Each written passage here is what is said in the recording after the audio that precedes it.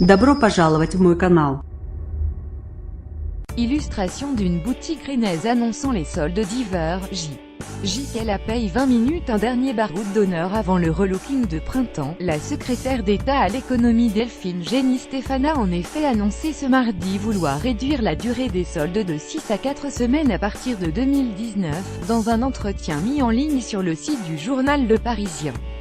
Les soldes, cessent demain pour tout savoir, cessent ici https://t.cod3tvld.pic.twitter.com/balou68cw5 dgccrf@dgccrf January 9, 2018. Nous allons proposer une réduction des deux périodes été et hiver de 6 à 4 semaines, a indiqué Delphine Gény-Stéphan, à la veille du lancement des soldes d'hiver 2018.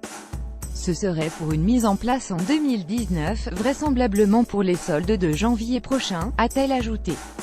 Les soldes d'hiver qui démarrent ce mercredi jusqu'au 20 février pourraient donc bien être les derniers dans leur style.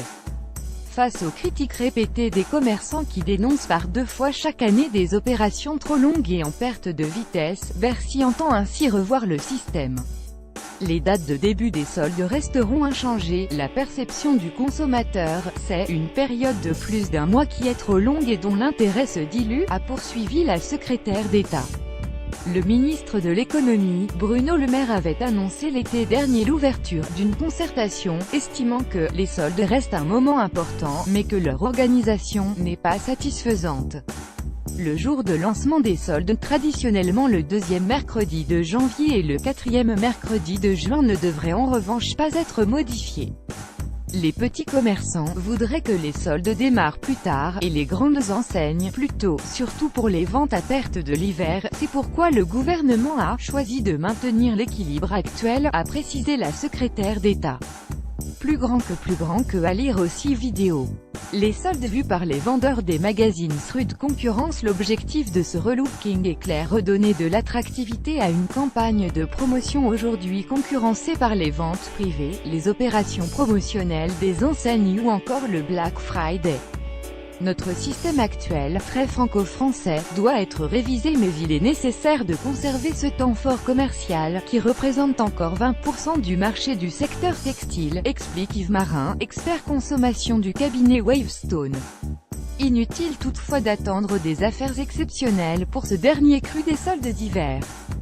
Grâce à un Black Friday qui a bien fonctionné et un bon Noël, les commerçants n'ont pas trop de stock. On s'attend donc à un petit cru, estime Yves Marin, sachant déjà que 2017 avait été en recul 7% par rapport à 2016. Plus grand que à lire aussi vidéo. Solde votre journée résumée en GIF. Budget moyen de 195 € selon un sondage réalisé par l'IFOP pour le site Spartoo. 45% des Français interrogés considèrent qu'Internet sera le lieu idéal pour réaliser les meilleures affaires cet hiver devant les centres commerciaux 23%, les boutiques de Centerville 14%, les grands magasins 12% et les souches supermarchés 6%. Côté budget, les Français ont prévu de dépenser en moyenne 195 €, une somme quasi stable par rapport à l'hiver dernier, selon l'IFOP, selon une étude CSA réalisée pour la FEVAD, Fédération du e-commerce et de la vente à distance. Les acheteurs prévoient d'acheter en moyenne 3,4 articles en ligne, comme en 2017, seule une minorité 14% envisage une hausse du montant dépensé alors que 68% prévoient un budget comparable à celui de 2016.